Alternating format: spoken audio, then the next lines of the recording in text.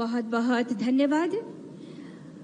अब मैं संबोधन के लिए जन जन के प्रिय नेता, विकास, सुशासन और महिला सशक्तिकरण के हिमायती माननीय मुख्यमंत्री श्री नीतीश कुमार जी से विनम्र आग्रह करती हूँ।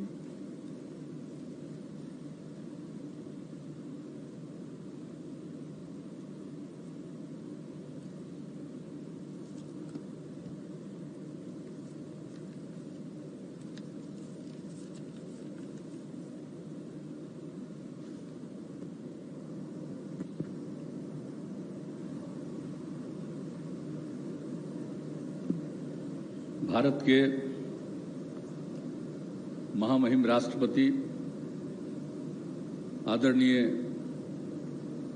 रामनाथ कोविंद जी, बिहार के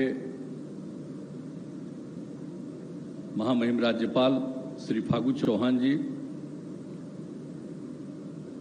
बिहार विधानसभा के माननीय अध्यक्ष श्री विजय कुमार सिन्हा जी, बिहार विधान परिषद के माननीय सभापति श्री अवधेश नारायण सिंह जी, बिहार के माननीय उप मुख्यमंत्री श्री तारकिशोर प्रसाद जी, माननीय उप मुख्यमंत्री श्रीमती रेणु देवी जी, बिहार सरकार के संसदीय कार्य एवं शिक्षा मंत्री श्री विजय कुमार चौधरी जी, इस कार्यक्रम में उपस्थित सभी माननीय मंत्रीगण, बिहार विधानसभा एवं बिहार विधान परिषद के सभी माननीय सदस्यगण, सांसदगण, बिहार विधानसभा एवं बिहार विधान परिषद के पूर्व सदस्यगण, पूर्व सांसदगण, यहाँ उपस्थित अधिकारीगण, विशिष्ट अतिथिगण, प्रिंट एवं इलेक्ट्रॉनिक मीडिया के सभी पत्रकार मित्रों, छायाकार बंधुओं, कार्यक्रम में उपस्थित बहनों एवं भाइयों, आज बिहार विधानसभा भवन के 100 साल पूरा होने के बाद उसके उपलक्ष्य में एक विशेष कार्यक्रम का आयोजन हमारे विधानसभा के माननीय अध्यक्ष श्री विजय कुमार सिन्हा जी ने किया है। और इस अवसर पर जो आदरणीय राष्ट्रपति महोदय ने समय दिया, इनके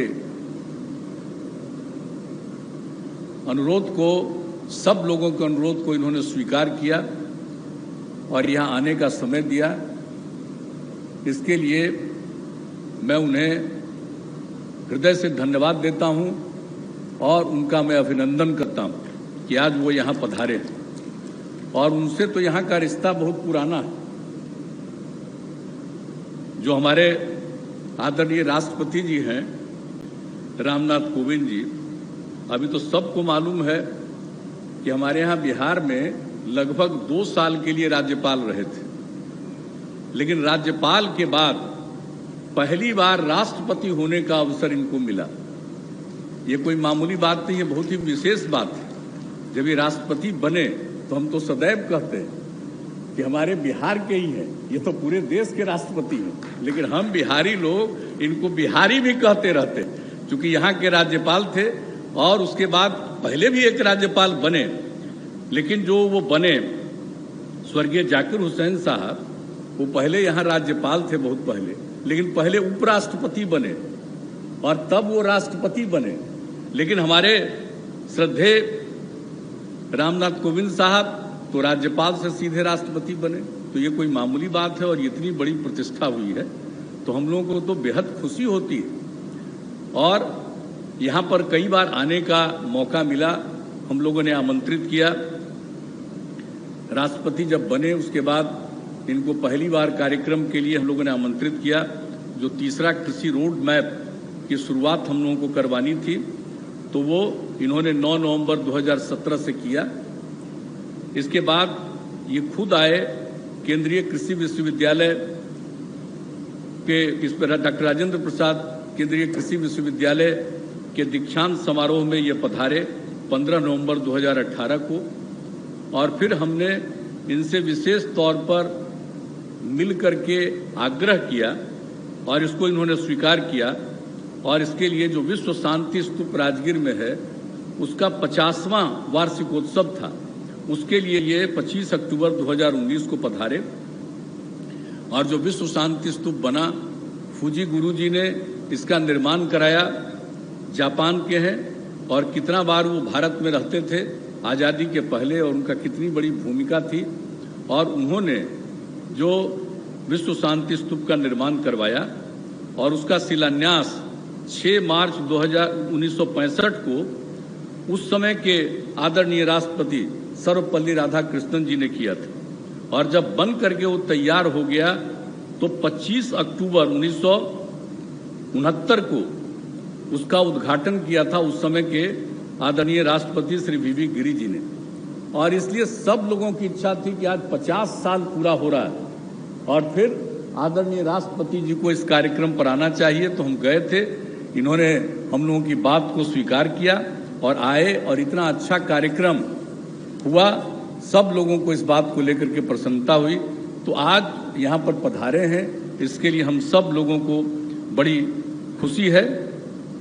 और यहाँ पर हमारे विधानसभा के माननीय अध्यक्ष ने विजय कुमार सिन्हा जी ने बहुत सारी बातें रख दी हैं यहाँ के बारे में और आप सब तो जानते ही हैं कि आखिरकार 22 मार्च 1912 को बंगाल से अलग हुआ था बिहार, उसमें बिहार के साथ उड़ीसा भी उसका हिस्सा था और उसी समय से और जब बाद में हम लोगों को अवसर मिला तो 22 मार्च को हम लोगों ने 2009 से ही कार्यक्रम करना शुरू किया, जो बिहार दिवस के रूप में हम लोगों ने इसको मनाना शुरू किया है।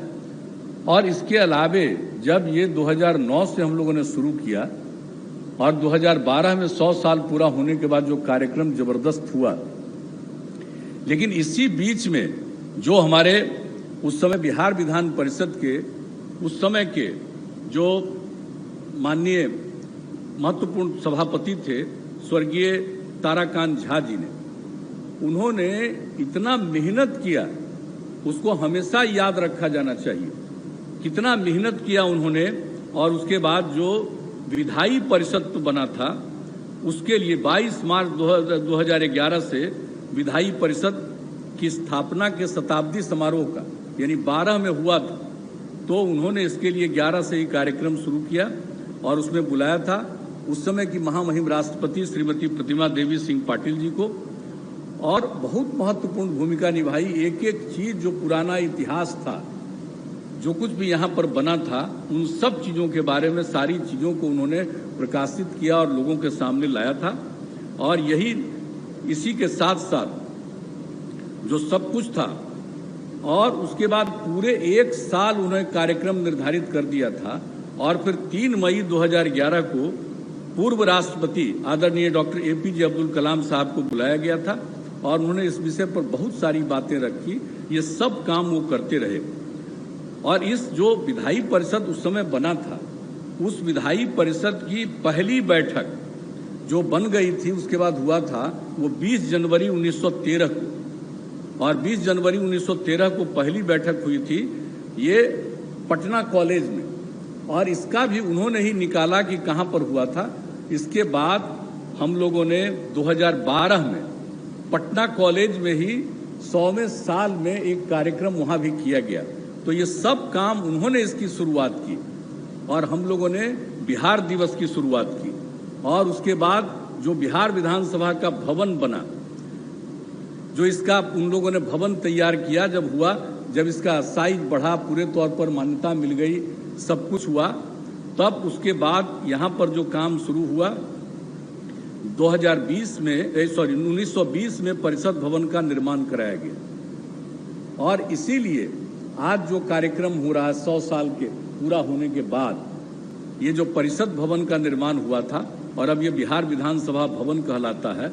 लेकिन एक बात और हुआ है, ये 2016 से ही उस समय के विजय चौधरी जी हैं, भी मंत्री हैं, उस समय विधानसभा के अध्यक्ष थे, इन्होंने 2016 से शुरू करवाया था कि साहब इसका भी शुरुआत बिहार विधानसभा का शुरुआत होना चाहिए, भवन जो है इसका शुरू करना चाहिए हम लोगों को, और इन्होंने वही तारीख इसकी उस समय शुरू करवा दिया था।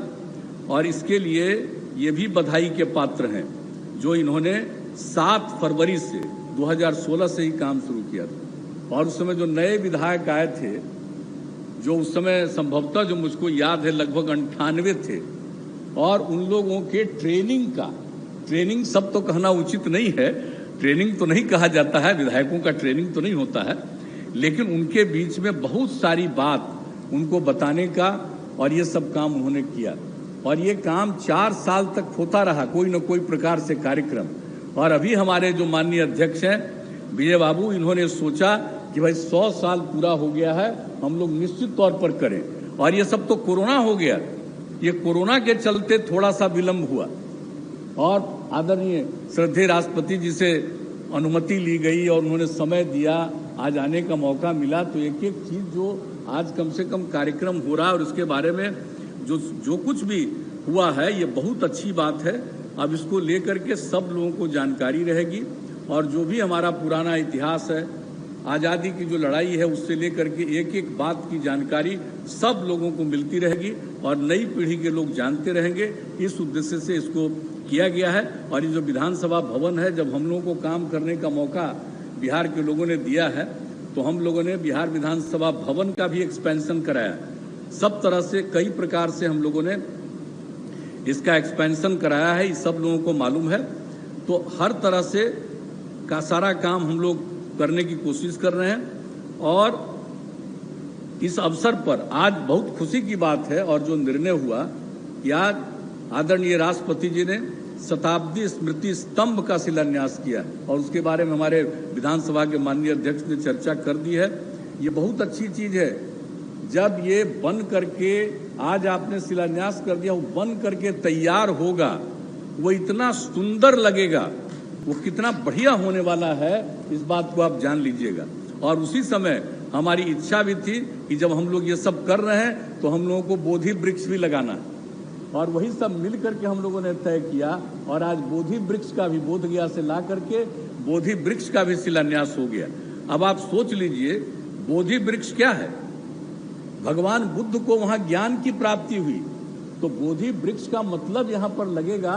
तो जितने लोग भी आएंगे, जब कभी भी आएंगे लोगों के प्रतिनिधि बन करके, तो सबको और ज्ञान बढ़ेगा। ये बोधि वृक्ष का इतना बड़ा महत्व है, इसलिए बोधि वृक्ष का भी यहाँ पर किया गया। और हमारे जो श्रद्धेय राष्ट्रपति जी हैं, उनको तो सब मालूम है। जब यहाँ पर, और कल जाने वाले भी हैं, हर तरह से जो कुछ भी काम हुआ है, बुद्ध स्मृति पार्क हम लोगों ने बनाया, और बुद्ध स्मृति पार्क में अनेक चीज़ों का निर्माण करवाया हम लोगों ने। और वहाँ पर बोध गया का और श्रीलंका का, अनुराधापुर का बोधि वृक्ष लगाया गया। और बाद में मालूम हुआ कि श्रावस्ती जो उत्तर प्रदेश में है, वहाँ भगवान बुद्ध 14 साल तक रहे थे, ये बाद में मालूम हुआ।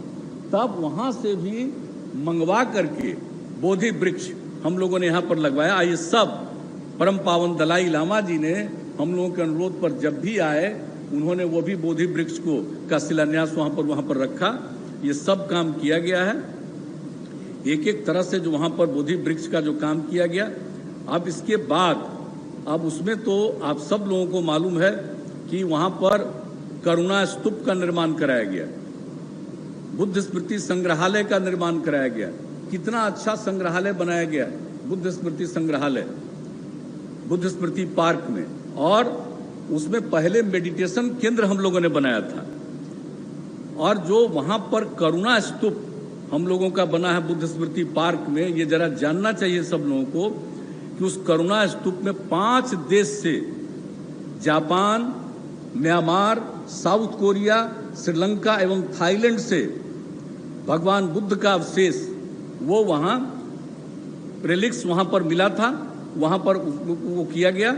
और उसके अलावे परम पावन दलाई लामा जी ने भी वहाँ के लिए दिया है। तो 6 वहाँ पर बोधि वृक्ष वहाँ पर लगा हुआ है, ये आप अच्छी तरह जान लीजिए, जो सब कुछ भी है अवशेष है।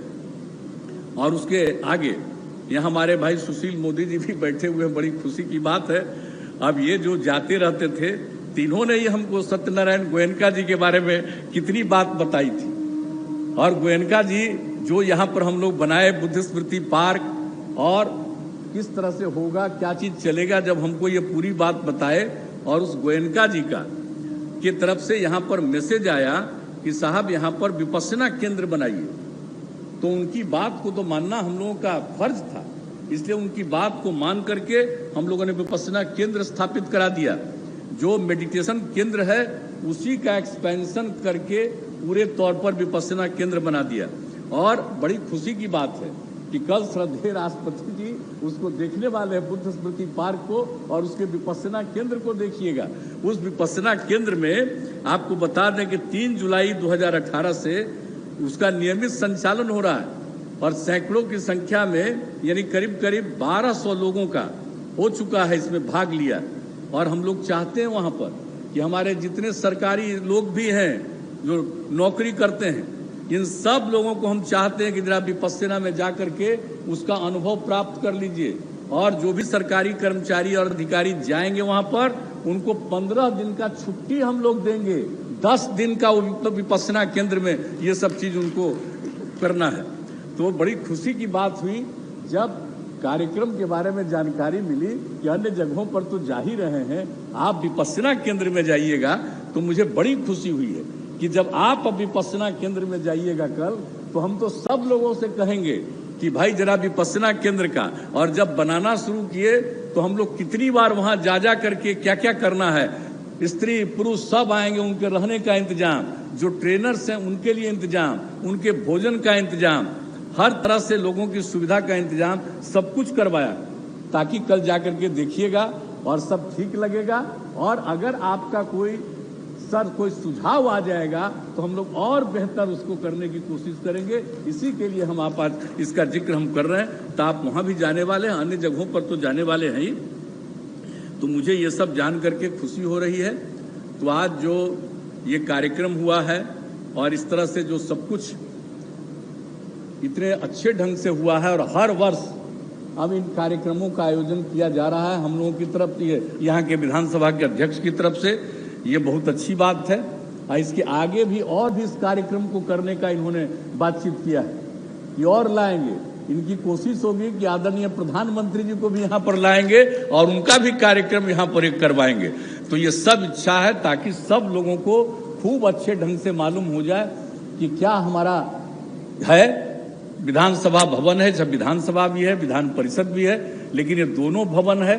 लेकिन जो विधानसभा के अध्यक्ष होते हैं उन्हीं के हाथ में सारा सब कुछ इसको ठीक ढंग से रखने का और सब कुछ करने का अधिकार मिला हुआ है। इसलिए पूरे तौर पर करिएगा, और भी जितना जो कुछ भी इस चीज के एक्सपेंशन के लिए, इसके विकास के लिए जो कुछ भी करना है वो सब किया जाएगा। और आज जो आदरणीय राष्ट्रपति जी आप पधारे हैं, बड़ी खुशी की बात है।